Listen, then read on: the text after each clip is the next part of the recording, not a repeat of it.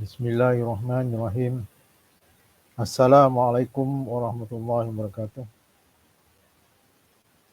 Alhamdulillahirabbil alamin wassalatu wassalamu ala asyrafil anbiya'i mursalin wa ala alihi wa sahbihi ajma'in. Rabbi shrah li sadri wa yassir li amri wahlul 'uqdatam min lisani yafqahu qawli. Amma ba'd. Alhamdulillah, kita mengucapkan syukur kepada Allah SWT kerana pada malam ni dapat kita bersama dalam siri kelas pengajian Falak. Dan hari ini kita sudah pun masuk 9 Safar 1445. Dan tajuk yang akan saya kongsikan pada malam ini adalah Tadabbur Siang Malam Tingkat Iman. Maksudnya tajuk ini, yang akan saya sentuh ini adalah berkaitan dengan fenomena yang Allah jadikan setiap hari, iaitu fenomena silih bergantinya siang dan malam.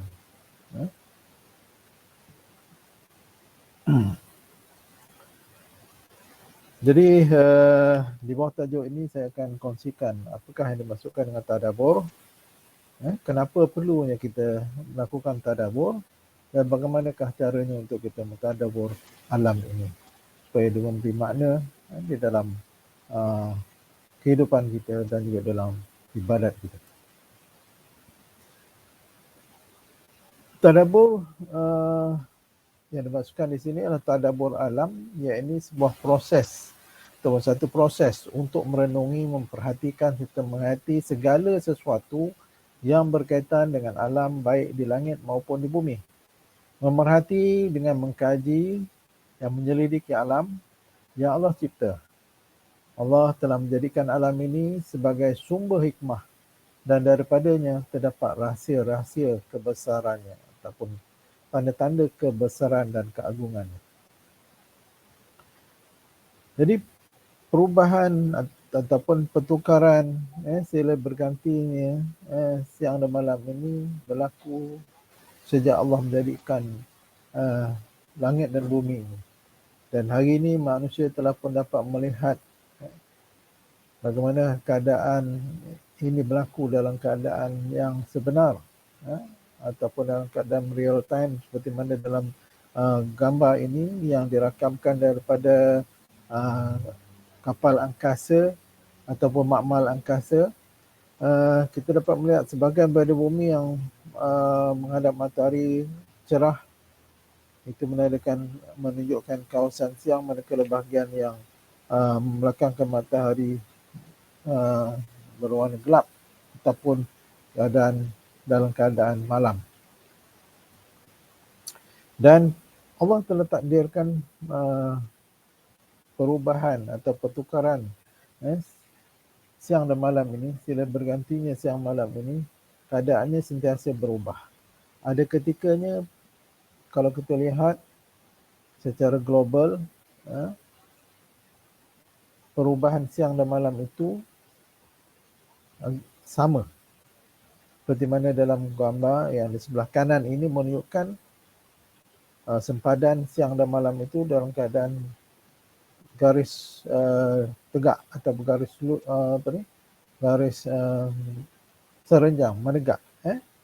Ini menggambarkan siang dan malam itu sama, iaitu 12 jam siang, 12 jam malam. Keadaan ini berlaku setahun hanya 2 kali, iaitu ketika equinox pada tanggal 21 Mac dan juga 21 ataupun 22 September. Manakala gambar sebelah kanan pula, kita dapat melihat dia merupakan satu lengkuk. Ini menggambarkan sebahagian daripada bumi ada yang mengalami siang yang panjang, ada pula yang mengalami malam yang panjang. Dan ini menunjukkan sebahagian daripada tanda kekuasaan Allah SWT dalam melakukan silih bergantinya siang dan malam. Dan proses siang dan malam ini ataupun silih bergantinya daripada siang bertukar menjadi malam, daripada malam bertukar menjadi siang, Allah telah wujudkan, Allah telah tandakan dengan tandanya, iaitu seperti dalam gambar ini menunjukkan siang akan bertukar menjadi malam. Langit yang sebelumnya berwarna biru bertukar menjadi warna kuning, warna oranye, kemudian akhirnya akan menjadi warna merah. Jadi hal ini Allah sebutkan dalam surah Al-Hajj ayat 61. Zalika bi anna Allah yulijul laila fin nahar wa tulijul nahara fil lail wa anna Allah sami'un basir. Yang demikian itu adalah kerana sesungguhnya Allah berkuasa memasukkan malam ke dalam siang dan masukkan siang ke dalam malam, dan bahawasanya Allah Maha mendengar lagi Maha melihat. Dan begitu juga kalau kita lihat apabila matahari sudah hampir terbenam di ufuk barat, maka langit di ufuk barat bertukar menjadi warna kemerah-merahan, menandakan matahari akan terbenam dan malam akan siang akan meninggalkan kita dan malam pula akan menjelma. Dan ini perubahan daripada malam kepada siang, ya. Jadi alam sudah pun mulai cerah. Dan ini adalah merupakan tanda-tanda kekuasaan Allah Subhanahu Wa Taala. Jadi perubahan itu atau waktu perubahan itu daripada siang kepada malam dan daripada malam kepada siang itu adalah merupakan waktu yang besar maknanya di sisi Allah Subhanahu Wa Taala. Mempunyai tanda, iaitu tanda kewujudan dan kebesaran kekuasaan Allah Subhanahu Wa Taala. Jadi mengapa kita perlu tadabbur? Tadabbur alam ini adalah merupakan seruan Allah SWT kepada manusia sebagai tanda bukti kewujudan, kebesaran dan kekuasaan Allah SWT. Seperti mana dalam Al-Quran, Allah berfirman dalam surah Yunus ayat 101, Qul inzuru madza fis samawati wal ardh. Katakanlah, perhatikanlah apa yang ada di langit dan di bumi. Jadi ini ada merupakan seruan, satu seranan daripada Allah SWT supaya manusia memerhatikan apa yang Allah jadikan di langit dan juga di bumi. Supaya berfikir tentang apa yang diciptakan oleh Allah SWT di langit dan juga di bumi.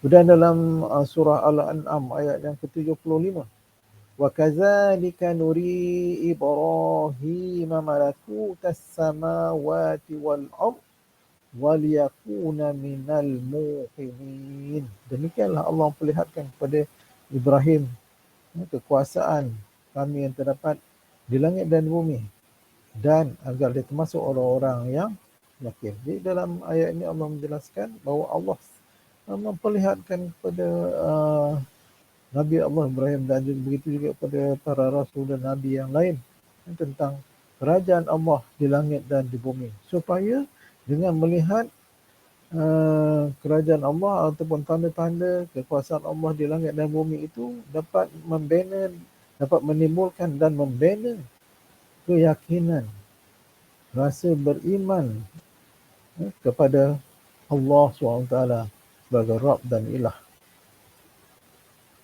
Dan di dalam ayat yang lain Allah berfirman dalam surah Yunus ayat 5, Inna fi ikhtilafil laili wan nahar wa ma khalaqallahu fis samawati wal ardh la ayatin liqaumin yattaqun.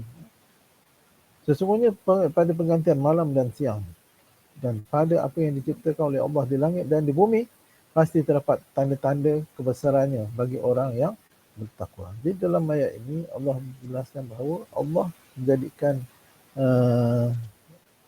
malam dan siang itu dan silih berganti, siang dan malam itu adalah sebagai tanda bagi orang yang bertakwa. Dan mengapa perlunya kita melakukan tadabbur ni? Ini adalah untuk mengetahui adanya Tuhan yang Maha Pencipta. Saya petik petikan ini daripada tafsir Hamka, tafsir Al-Azhar dalam ayat yang saya bacakan sebentar tadi, iaitu mengapa kita perlu tadabbur. Menurut Hamka, dia mengatakan untuk mengetahui adanya Tuhan yang Maha Pencipta. Lihatlah dan perhatikanlah isi alam, baik di langit maupun di bumi. Pada alam itu semuanya akan membuktikan bahawa Allah itu memang ada. Jadi dengan cara kita memerhati alam, ya, langit dan bumi apa saja yang ada di antaranya, dan maka itu adalah dapat membuktikan, ya, keberadaan Allah, membuktikan kekuasaan Allah Subhanahu Wa Taala. Jadi Allah menjelaskan, ya, siang dan malam ini di dalam Al-Quran berulang kali. Perkataan malam saja ataupun al-lail dalam bahasa Arab sebanyak 92 kali. Manakala siang pula Allah an-nahar, Allah menyebut di dalam Al-Quran sebanyak 113 kali. Jadi mengapa sedemikian? Allah menyebut dia berulang kali di dalam Al-Quran. Tentu ada hikmahnya. Dan ayat-ayat yang disebutkan ini di dalam Al-Quran, dia adalah berkait dengan iman ataupun keimanan. Dan ayat ini juga berkait dengan akidah, kerana dia berkait dengan tauhid. Jadi dengan Allah menyarankan kita memerhati alam ini, iaitu langit dan bumi dan juga di antaranya, maka dia dapat membuahkan rasa keimanan, dapat meningkatkan ketauhidan kita, dapat meningkatkan akidah kita. Dan hal ini dapat kita perhatikan dalam banyak pengalaman-pengalaman hidup kita. Jadi saya ingin kongsikan satu pengalaman semasa saya mengadakan sarapan meteor di Mersing baru-baru ini. Kami telah dapat melihat bagaimana Allah telah mentadbir alam ini, dengan menjadikan objek-objek di langit sebagai tanda kebesarannya, dan di antaranya ialah meteor. Jadi daripada dalam kumpulan kami itu ada yang datang daripada jauh, ada yang datang daripada Taiping, iaitu saudara Azman dan keluarganya, maksud isterinya, Puan Zarina dan juga anaknya, telah dapat menyaksikan pengalaman pertamanya, dia berkongsi pengalaman pertamanya bagaimana dia telah dapat merasakan kehebatan Allah SWT dalam mentadbir alam ini dengan memperlihatkan planet, bulan, meteor dan juga objek-objek yang lain seperti termasuklah galaksi di masa. Jadi hal pertukaran siang dan malam ini, banyak ayat yang Allah sebut dalam Al-Quran. Di antaranya dalam surah Al-Baqarah ayat 164 yang berbunyi inna fi khalqis samawati wal ardh wa ikhtilafil laili wan nahar wal fulki allati tajri fil bahri bima yanfa'un nas wa ma anzala Allahu minas samai min ma'in fa ahya bil ardi ba'da mautiha wa bassa fiha min kulli dabbah وتسريف الرياح وساب المظهر بين السماء والأرض لآيات لقوم يعقلون. Ya, bermaksud sesungguhnya pada pencipta langit dan bumi, pergantian malam dan siang, kapal yang berlayar di laut dengan muatan yang bermanfaat bagi manusia. Apa yang diturunkan Allah di langit berupa air, lalu dengan itu dihidupkannya bumi setelah mati kering, dan dia tertebarkan di dalamnya bermacam-macam binatang dan perkisaran angin dan awan yang dikendalikan antara langit dan bumi. Semuanya itu sungguh merupakan tanda-tanda kebesaran Allah bagi orang yang mengerti ataupun orang yang berakal. Di dalam ayat ini Allah menyebut beberapa fenomena selain pada sila bergantinya siang dan malam itu yang hari-hari kita lihat, hari-hari kita alami dalam hidup kita ini. Dan Allah jelaskan di sini apa yang berlaku itu, fenomena-fenomena yang sedemikian itu, tak lain tak bukan adalah sebagai tanda kebesaran Allah, supaya menjadi bukti kepada manusia dan supaya meningkatkan rasa takwa bagi orang-orang yang beriman. Itu juga dalam ayat lain Allah ulang lagi, seperti dalam surah Ali Imran ayat 27, tulijul laila fin nahari wa tulijul nahara fil lail wa tukhrijul hayya minal maiti wa tukhrijul maita minal hayy wa tarzuqu man tasha'u bighairi hisab. Dan dalam surah Ali Imran ayat 190, inna fi khalqis samawati wal ardi wa ikhtilafil laili wan nahar la ayatin li ulil albab. Sungguhnya dalam ciptaan langit dan bumi dan pergantian malam dan siang terdapat tanda-tanda kebesaran bagi orang yang berakal. Inna fi ikhtilafil laili wan nahari wa ma khalaqallahu fis samawati wal ardi la ayatin liqaumin yattaqun. Sesungguhnya pada pergantian malam dan siang dan pada apa yang diciptakan Allah di langit dan bumi pasti dapat tanda-tanda kebesarannya bagi orang yang bertakwa. Dalam surah Yunus ayat yang ke-6. Jadi beberapa ayat yang telah pun dibacakan sebentar tadi, bahkan ada beberapa ayat lagi dalam Al-Quran yang menyentuh tentang silih bergantinya siang dan malam, dan juga ciptanya yang lain yang Allah sebut dalam ayat-ayat yang lain di dalam Al-Quran. Nak menunjukkan Allah ingin menegaskan, Allah ingin mengukuhkan keimanan orang beriman agar bertakwa, dapat melihat tanda-tanda kebesaran Allah SWT di langit dan di bumi.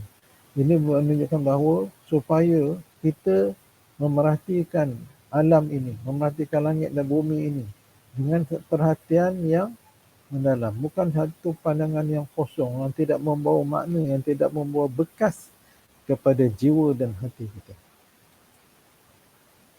Dan Hamka dalam tafsirnya dalam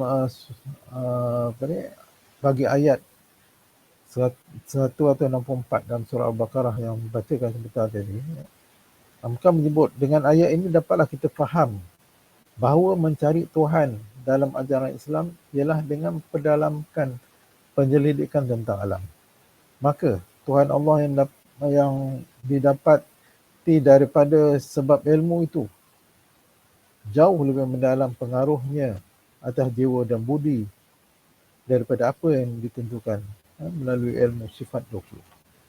Maka menyebutkan di sini bahawa dengan cara kita melihat alam ini, mengkaji tentang alam ini, dapat kita mengenal tentang pencipta ataupun dapat mengenal Tuhan yang menjadikan alam ini dengan ilmu, maka itu memberi kesan yang mendalam kepada jiwa kita, memberi kesan kepada hati kita. Maka ini jauh lebih berkesan daripada kalau kita mendalami melalui ilmu sifat 20.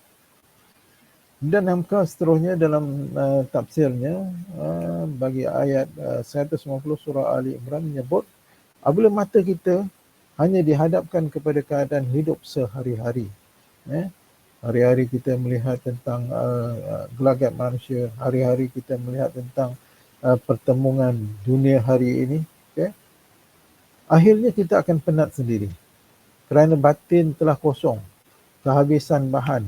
Oleh itu, sebagai mukmin, di samping hidup kebendaan, hendaklah disediakan hidup kerohanian. Di samping melihat edaran manusia, tengoklah kepada kerajaan langit dan bumi yang luas itu. Jadi Hamka menyentuh tentang ayat 190 yang tentang perubahan siang dan malam ini, mengingatkan kepada kita bahawa kalau kita hanya memberi tumpuan kepada kehidupan dunia, maka akhirnya kita akan rasa penat. Tetapi sebagai seorang mukmin, dia harus bukan saja memberi perhatian kepada kehidupan duniawi, tapi juga harus menyediakan dirinya dengan kehidupan kerohanian dengan cara melihat kerajaan langit dan bumi yang maha luas itu. Jadi bagaimana caranya untuk kita mentadabbur alam ini? Pertama sekali sudah tentulah kita perlulah membaca Al-Quran dengan tadabbur. Sebab Al-Quran itu adalah merupakan sumber sumber taufik, sumber hidayah, sumber ilmu. Maka kita baca dengan tadabbur, baca maknanya dan fahamkan, mengambil pengajaran padanya, itu dikatakan sebagai tadabbur. Yang pertama. Kemudian yang kedua ialah kita perhatikan, meneliti dengan mata ataupun dengan pendengaran dan juga panca indera yang lain fenomena siang dan malam ini dan juga fenomena yang lain di alam. Bukan siang dan malam saja yang berlaku, bahkan Al-Quran menyebut juga fenomena-fenomena yang lain seperti mana dalam ayat 164 surah Al-Baqarah yang dibacakan tadi. Kemudian seterusnya ialah berfikir dengan akal apa yang kita perhatikan. Contohnya kita perhatikan perubahan daripada siang kepada malam. Kalau kita fikirkan bagaimana perubahan langit saja cukuplah. Bagaimana langit itu bertukar daripada biru kepada warna kuning, bertukar kepada oranye, kemudian bertukar warna merah dan akhirnya gelap. Bagaimana langit itu boleh bertukar warnanya? Berfikir dengan menggunakan akal apa yang kita perhatikan. Kemudian kita merenung dengan mata hati di sebalik fenomena itu. Kejadian yang kita lihat, kejadian yang kita dengar, yang kita rasa di panca indera, perubahan siang malam itu, kita merenung dengan mata hati. Sudah tentu hati kita akan tersentuh, tersentak dengan perubahan sedemikian. Sudah tentu ada pengatur yang di sebalik apa yang kita perhatikan. Perubahan warna-warna langit itu. Sudah tentu ada yang mengaturkan, sudah tentu ada yang menentukannya. Kemudian ucapkan tasbih subhanallah, alhamdulillah, dan takbir Allahu Akbar. Semuanya ini, semuanya ada yang ada di langit dan bumi ini sebenarnya sentiasa bertasbih, memuji keagungan kebesaran Allah SWT. Maka apabila kita lihat, maka kita juga seharusnya bersama-sama dengan alam bertasbih, memuji kebesaran dan keagungan Allah SWT. Kemudian seperti mana di awal tadi, perubahan waktu daripada siang kepada malam, daripada malam ke siang adalah waktu yang cukup istimewa di sisi Allah SWT. Sebab itu Rasulullah SAW mengajarkan kita dalam maksurat, doa-doa, dan di antaranya doa pagi dan petang. Seperti asbahna wa asbahal mulku lillah walhamdulillahi la syarikalah la ilaha illa huwa ilaihil nusyur. Kita berpagi-pagi, pagi-pagi lagi, dan bersama-sama berpagi bersama-sama dengan kerajaan Allah, mengucapkan tahmid, memuji Allah Subhanahu wa taala. Maka dengan itu, dengan kita melafazkan doa ini dengan penuh sedar, dengan penuh hisab, kita memuji Allah berpagi-pagi ataupun berpetang-petang kerana melihat keagungan Allah SWT. Seperti mana berpagi-pagi atau berpetang-petang kerajaan Allah, memuji Allah SWT, bertasbih kepada Allah. Dan apabila kita melihat sesuatu fenomena itu, maka ucapkanlah doa yang diajar oleh Allah SWT dalam surah Ali Imran ayat 191.